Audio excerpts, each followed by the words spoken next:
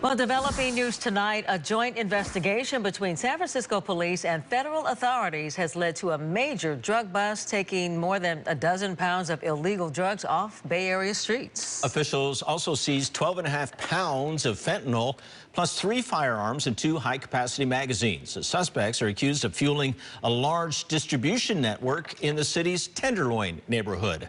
Ground Force Taylor Bisacky joins us now live here in the studio with more. Taylor. Well, Ken, Pam, obviously this is a huge bust considering the damage that could have been done from those drugs. With an estimated minimum lethal dose of just 2 milligrams, the 12.5 pounds of fentanyl alone is enough to theoretically kill more than 2.5 million people. Together, federal authorities and San Francisco police seized 17 pounds of illegal narcotics, including 12.5 pounds of fentanyl in a large East Bay drug bust. Narcotics investigators say the drugs came from Southern California drug trafficking organizations who were bulk sourcing fentanyl and other narcotics to mid-level traffickers based largely in the East Bay and in Oakland. They say those traffickers then supplied street-level dealers in San Francisco's Tenderloin district, pumping substantial amounts of fentanyl into the neighborhood. The largest open-air drug market in the United States. In the Tenderloin, at any given time, on 8 to 10 different street corners, you have anywhere from 8 to 15 dealers all selling the same product. They're all selling illicit fentanyl, usually in a powdered form. Sometimes they're counterfeit pills that look like oxycodone.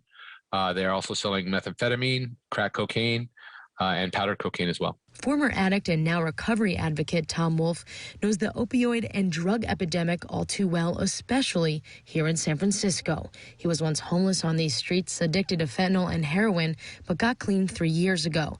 With this large East Bay drug bust and now 10 suspected drug traffickers facing charges in addition to 8 who have already been charged, Wolf says many lives have been saved. Distributors that they busted were selling what they call color-coded fentanyl.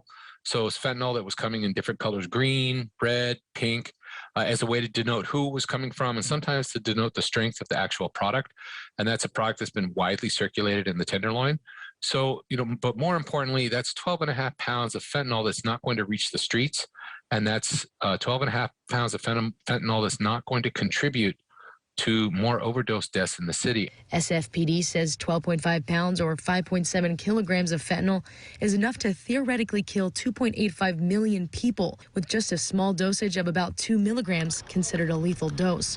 Records from the San Francisco Medical Examiner's Office show more than 700 people died of overdoses in 2020. A preliminary report shows more than 500 people have died through the end of September so far this year. They need to do 2 things. They need to do a lot more to reduce demand for the drug, as well as doing what they can to curtail the supply.